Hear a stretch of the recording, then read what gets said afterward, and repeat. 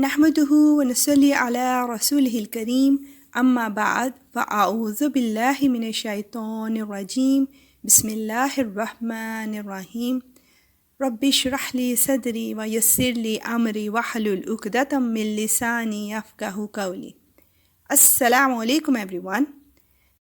تو آج کا کویسچن ہے، کفر و نفاق کے اثرات کی ایک کھلی اور واضح نشانی کیا ہے؟ اس کا جواب ہمیں ملتا ہے سورہ بقرہ کی آیت 212 میں۔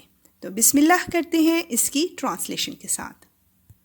جن لوگوں نے کفر اپنا لیا ہے ان کے لیے دنیاوی زندگی بڑی دلکش بنا دی گئی ہے اور وہ اہل ایمان کا مذاق اڑاتے ہیں، حالانکہ جنہوں نے تقوی اختیار کیا ہے وہ قیامت کے دن ان سے کہیں بلند ہوں گے، اور اللہ جس کو چاہتا ہے بے حساب رزق دیتا ہے، بے شک یا رب العالمین۔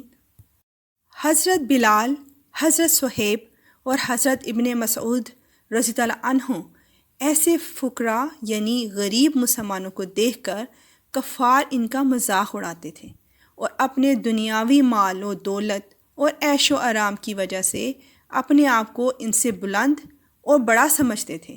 تب اللہ تعالیٰ نے یہ آیت نازل کی کہ قیامت کے دن یہ نیک مسلمان سر بلند ہوں گے اور کفار ذلت کے عذاب میں مبتلا ہوں گے انشاءاللہ۔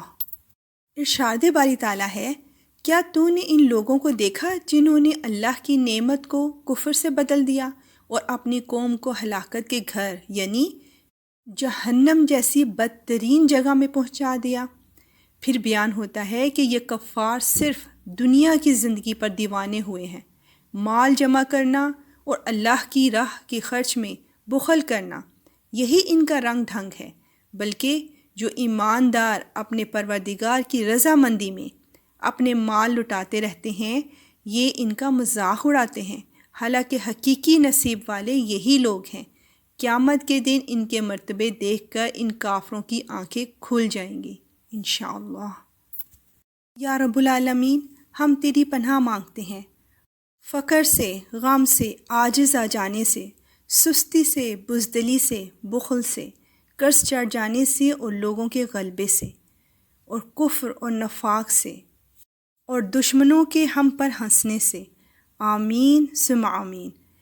اور اب نیکسٹ ایپیسوڈ کا کویسچن، کیا اپنی خوشحالی کو چھپانا بھی گناہ ہے؟ سنتے جائیے اور آگے سینڈ کرتے جائیے۔ اللہ تعالیٰ اسے ہمارے حق میں ایز اے صدقہ جاریہ قبول فرمائے اور اس پر عمل کرنے کی بھی توفیق عطا فرمائے، آمین۔ اب اجازت، وآخر دعوانا ان الحمد للہ رب العالمین، سبحانک اللہم وبحمدک، اشہد ان لا الہ الا انت، استغفرک واتوب الیک۔ السلام علیکم ورحمۃ اللہ وبرکاتہ۔